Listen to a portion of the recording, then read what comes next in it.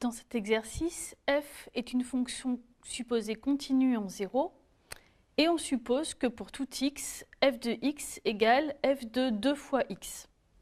Le but de l'exercice est de montrer que la fonction f est constante. On part donc de x appartenant à R et on va montrer que f de x égale f de 0. Si on parvient à montrer ça, pour tout x, ça signifiera que la fonction f est constante égale à f de 0. Remarquons d'abord que f de x, par hypothèse, est aussi égal à f de x divisé par 2. Et de même, f de x sur 2, c'est f de 1/2 de x sur 2, c'est-à-dire f de x sur 4. Et on peut montrer facilement par récurrence que c'est aussi égal à f de x sur 2 puissance n pour tout n entier naturel. On va donc poser an égale f de x puissance n.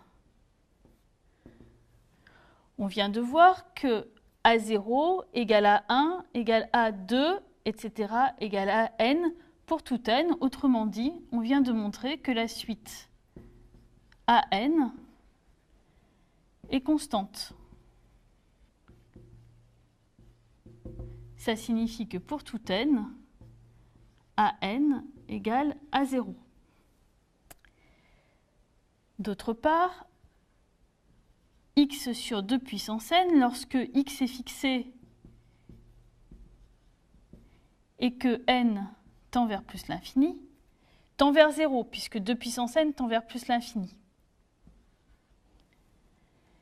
Donc, par continuité de f en 0, f de x sur 2 puissance n tend, quand n tend vers plus l'infini, vers f de 0. Autrement dit, on vient de voir que an tend vers f de 0. On peut maintenant conclure.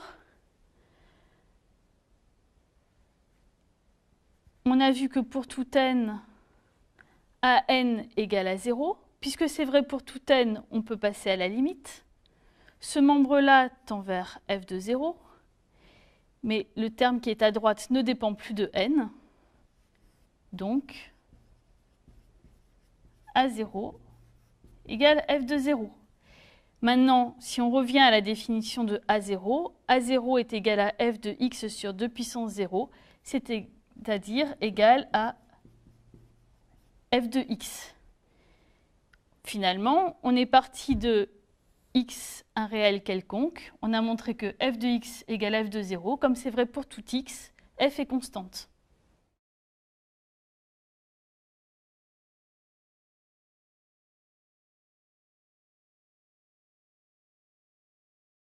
Le critère séquentiel donne une caractérisation de l'existence d'une limite pour une fonction f à l'aide des suites. On a utilisé dans l'exercice que si f de x tend vers L quand x tend vers A, alors, pour toute suite xn tendant vers A, f de xn tend vers L.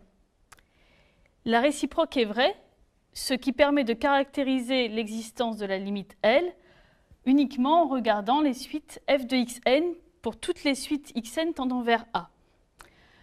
Une application très fréquente de ce critère est l'étude des suites définies par récurrence. On prend la suite définie par son premier terme x0 et ensuite par itération, c'est-à-dire qu'on pose xn plus 1 égale f de xn pour tout n positif.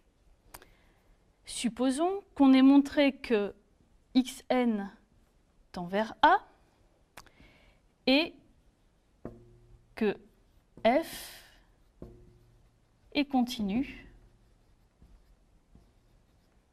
en A.